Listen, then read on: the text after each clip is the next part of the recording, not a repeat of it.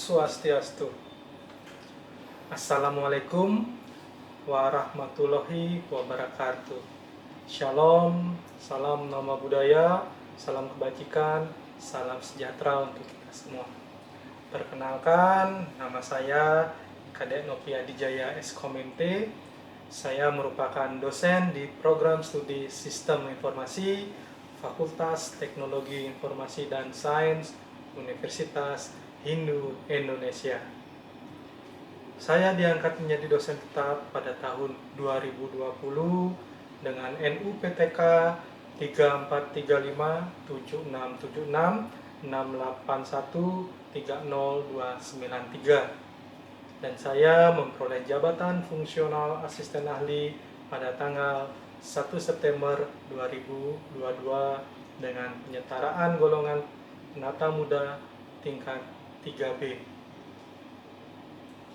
Selama menjadi dosen, saya aktif melaksanakan kegiatan Tridharma perguruan tinggi, yang mana portofolio tersusun rapi pada aplikasi Sister. Salah satu Tridharma yang saya laksanakan yaitu bidang pendidikan dan pengajaran. Yang akan saya jelaskan pada kesempatan ini ialah bidang pengajaran. Adapun mata kuliah yang saya ampu selama menjadi dosen antara lain ada manajemen jaringan dan server, ada jaringan nirkabel dan komunikasi, audit sistem informasi, dan jaringan komputer.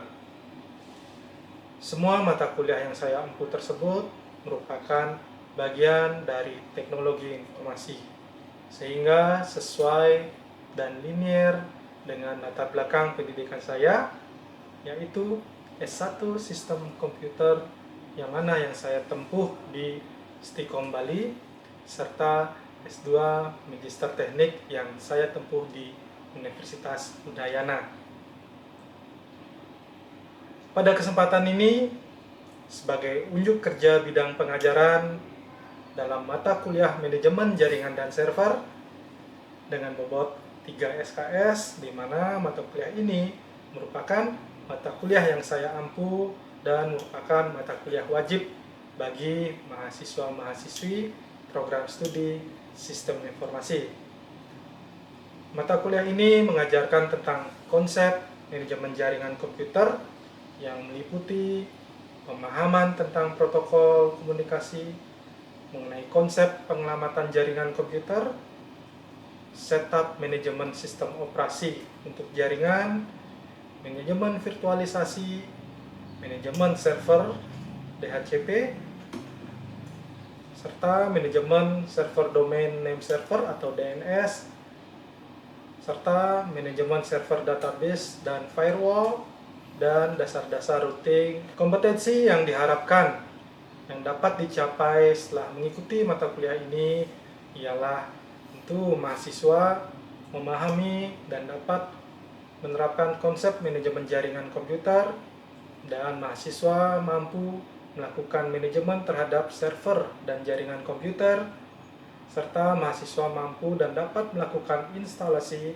dan konfigurasi sistem operasi server dan manajemen pengguna, serta tidak lupa pula mahasiswa mampu melakukan file sharing atau FTP pada protokol dan server. Mahasiswa mampu melakukan keamanan server menggunakan firewall pada Ubuntu.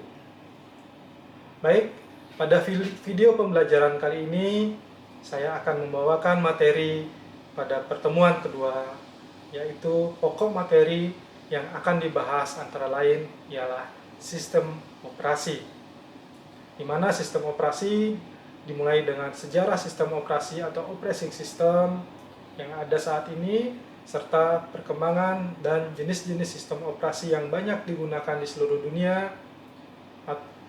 Adapun proses pembelajaran yang saya laksanakan menggunakan metode delivery, interaksi, dan assessment serta student center learning. Berikut video pembelajarannya. Oke, selamat sore semuanya. Oke, jadi sore kali ini kita kembali ke mata kuliah manajemen jaringan dan server. Oke, sebelum kita mulai, izinkan Bapak mengaturkan panganjali umat. Om Swastiastu. Jadi selamat sore, Assalamualaikum warahmatullahi wabarakatuh. Nah, jadi mata kuliah kali ini kita akan membahas mengenai sistem operasi. Oke, sebelum kita masuk ke sistem operasi, kita refreshment sedikit nih untuk pertemuan minggu lalu. Oke, ada yang masih ingat nggak pertemuan minggu lalu kita membahas mengenai virtualisasi mesin atau virtual mesin. Ada yang masih tahu apa itu virtual mesin? Silakan. Ya, silakan Gus. Jadi virtual mesin itu adalah istilahnya mesin yang bisa kita jalankan di operating system yang sudah berjalan memang di perangkat kita dan menggunakan resource yang ada seperti RAM-nya dan sebagainya. Oke, baik, terima kasih. Kita kasih aplaus untuk Gus. Oke, ada yang lain mungkin? Ada yang berbeda atau ada yang ingin menambahkan? Oke, jadi benar ya. Jadi minggu lalu kita sudah membahas mengenai virtual mesin. Oke, jadi kali ini kita akan membahas mengenai operasi sistem atau sistem operasi. Oke, ada yang tahu apa itu operasi sistem atau sistem operasi? Silakan. Ya, Ari. Terima kasih atas waktunya. Menurut saya OS atau operating system merupakan sebuah perangkat turunan dasar yang mengelola resource dari hardware dan software. Oke, baik, terima kasih Ari. Ada lagi temannya yang lain yang ingin menanggapi? Silakan, ada di saya atau punya pendapat lain mengenai sistem operasi. Oke, jika tidak, kita lanjutkan ke pertanyaan selanjutnya. Nah, jadi untuk sistem operasi, berapa jenis atau berapa banyak sistem operasi yang kalian ketahui atau pernah gunakan dalam keseharian? Ayo, berapa? Silakan, yang lainnya.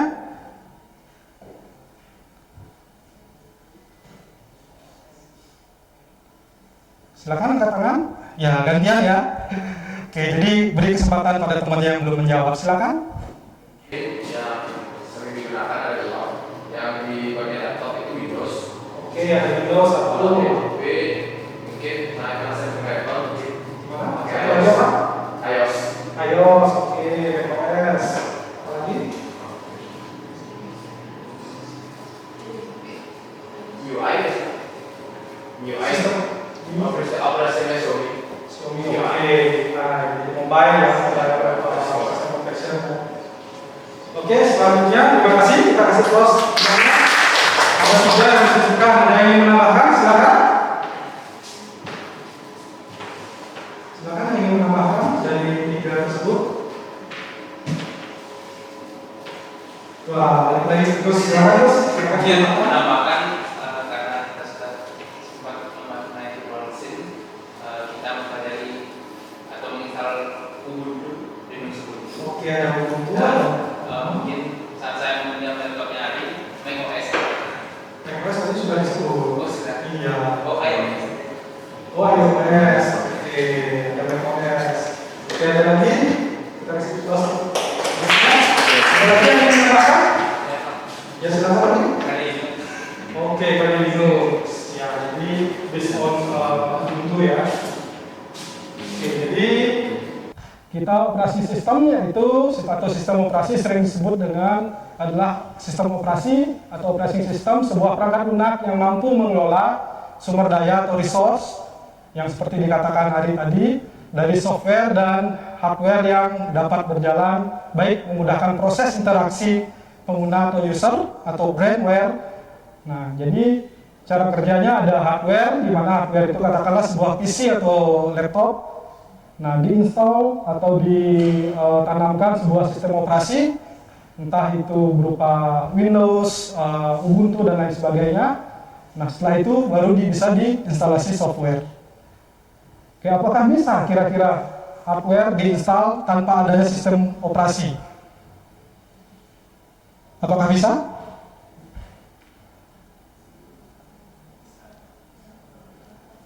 Apakah bisa sebuah PC yang baru kalian beli diinstal langsung mungkin dengan Python tanpa adanya sistem operasi? Kira-kira bisa atau tidak? Diinstal mungkin katakanlah Chrome, diinstal aplikasi lainnya, apakah bisa? Yang beli laptop baru biasanya pasti no DOS atau no OS. Bisa nggak kira-kira diinstal software atau aplikasi? Silakan, bisa tidak?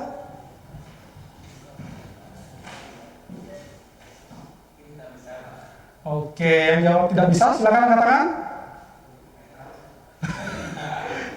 Oke, jadi tentu tidak bisa. Nah, jadi laptop atau PC yang kalian beli baru no OS biasanya di pasaran, nah itu harus diinstal sistem operasi.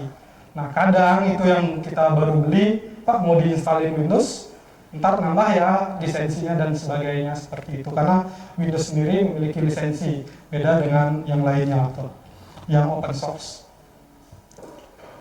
Oke, sistem operasi sendiri pada generasi pertama dimulai pada tahun 1945 sampai dengan 1955, udah cukup tua ya, dengan pengembangan sistem komputasi elektronik yang mengganti gagasan komputasi mekanis. Nah, jadi dari tahun 45 sampai 1955 sudah ada. Oke, jenis-jenisnya tadi sempat dikatakan juga ada Linux, Chrome OS, Mac OS, Android, Unix. Nah, dari sekian banyak di sini, kira-kira mana yang pernah kalian gunakan? Oke, kebanyakan menggunakan Windows ya. Menggunakan Android, masa nggak pernah? Berarti iPhone semua kalau nggak pernah pakai Android. Oke, Chrome OS pernah? Jangan Chrome browser, beda Chrome OS dan Chrome browser. Beda ya. Nah, Linux udah dong. Unix? Oke, jadi ada beberapa. Nah, dulu ada di tahun 2010, 2012 itu ada Symbian OS. Nah, Symbian itu bawaannya HP yang jadul dulu, masih pakai Symbian. Ada yang pernah Symbian? HP Nokia itu masih Symbian ya base-nya.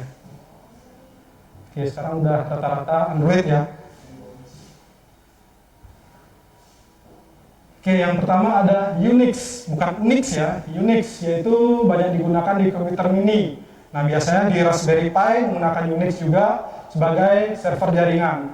Nah, sistem file dalam Unix juga bersifat hierarki yang akan mudah dalam mengakses data. Nah, salah satu alasan Unix tidak digunakan oleh pengguna komputer yang berbasis GUI karena Unix tidak memiliki tampilan grafis atau hanya command line.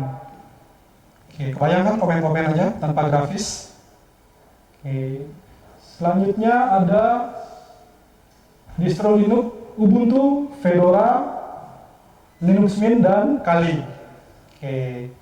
Jadi saat ini ada beberapa yang digunakan di perusahaan multinasional, yaitu beralih dari yang berbayar ke yang open source atau gratis. Salah satunya Linux Mint. Kenapa menggunakan Linux? Karena Linux sendiri gratis, tidak berbayar, jadi perusahaan tidak takut atau tidak perlu khawatir akan adanya sidak dari perusahaan yang memiliki lisensi berbayar. Oke, jadi Linux Mint salah satunya di Denpasar atau di Bali sudah banyak juga menggunakan perusahaan mengadopsi Linux Mint karena tampilannya hampir sama seperti Windows. Oke, kita lanjutkan. Selanjutnya ada MS-DOS, Disk Operating System. Yang ini lawas nih pendahulu dari Microsoft Windows yang kita kenal saat ini. Nah, DOS sendiri awal mula metode sistem operasi komputer yang digunakan oleh IBM. Oke, jadi DOS yang masih berupa komen hampir sama seperti Linux, ada komen lainnya juga. Oke, kita masuk ke Ubuntu. Sebelum kita masuk, Bapak ingin mengajukan pertanyaan. Berapa versi Ubuntu yang kalian ketahui saat ini? Silakan, ada berapa versi Ubuntu? Ubuntu ya, bukan Linux ya. Karena Ubuntu kita sudah masuk ke distronya. Silakan yang lainnya, jangan yang hanya itu aja. Ada berapa versi Ubuntu yang kalian ketahui?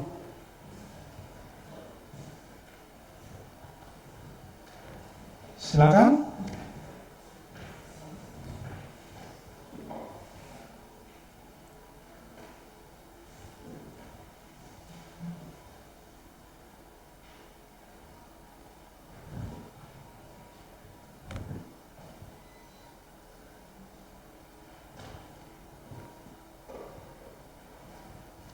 Ayo, tidak usah malu-malu.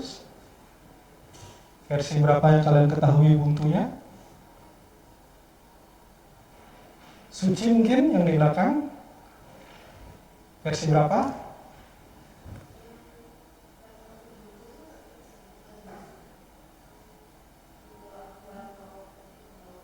Oke, baik. Terima kasih Suci. Jadi ada Ubuntu versi 20.04 LTS. Oke, ada lagi yang ingin menambahkan? Ada versi terbarunya juga saat ini. Sudah mengeluarkan versi terbaru Ubuntu. Kira-kira versi berapa Ubuntu terbaru saat ini? Oke, benar. Baik, terima kasih Ari dan Gus.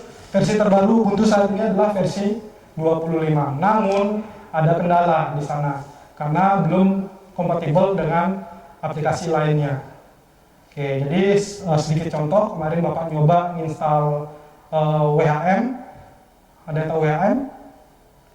Nah, itu peronnya cPanel. Peronnya cPanel, jadi itu nggak bisa jalan di Ubuntu. Gitu Ubuntu versi 25. Oke, kita lanjut. Nah, jadi sedikit sejarah Ubuntu itu dimulai pada tahun 2004, di mana OS ini didasarkan pada Debian. Nah, Ubuntu diusulkan sebagai alternatif yang lebih user friendly karena memiliki GUI atau interface di dalamnya. Oke, ada yang pernah menggunakan Ubuntu sebagai server? Oke, jadi Ubuntu sering digunakan sebagai server karena open source dan mudah. Nah, kita tidak perlu membayar lisensi, kita cukup menginstalnya dan bebas dari biaya. Nah, jadi ada dua jenis Ubuntu yang bisa digunakan, yaitu Ubuntu desktop dan Ubuntu server. Nah, jadi pada kedua jenis Ubuntu ini memiliki perbedaan pada bidang environment-nya. Oke, jadi kita masuk ke video. Nah, jadi silakan disimak. Ada pepatah mengatakan, tak ada tugas maka tak sayang. Jadi silakan disimak videonya, silakan dikerjakan. Minggu depan kita kembali ke tugas yang sudah Bapak berikan. Oke, jadi silakan diinstal. Bapak sudah buat panduannya, bagaimana cara melakukannya. Oke.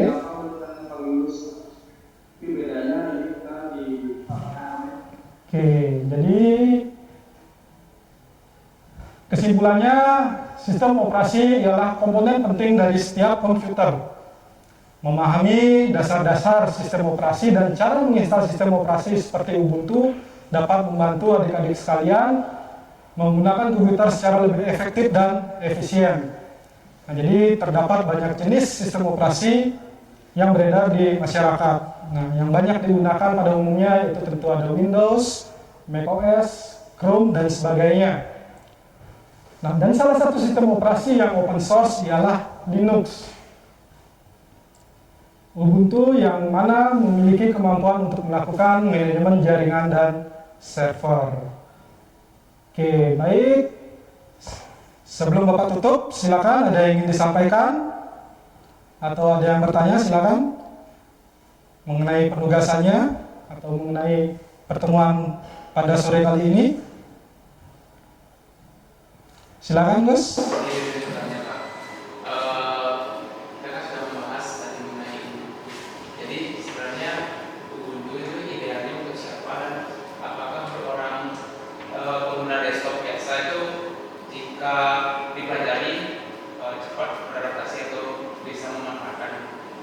Oke, baik. Terima kasih Gus atas pertanyaannya. Kita kasih close dulu.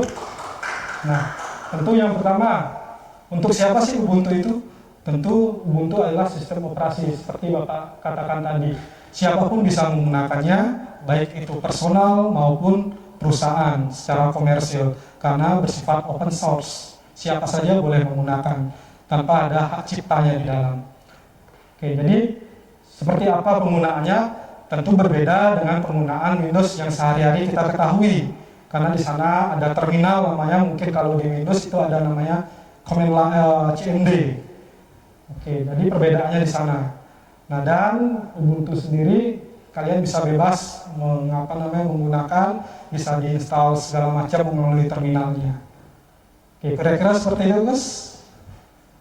Baik, terima kasih. Oke, ada lagi yang ingin bertanya? Jika tidak, sebelum Bapak tutup, izinkan memberikan sebuah pantun.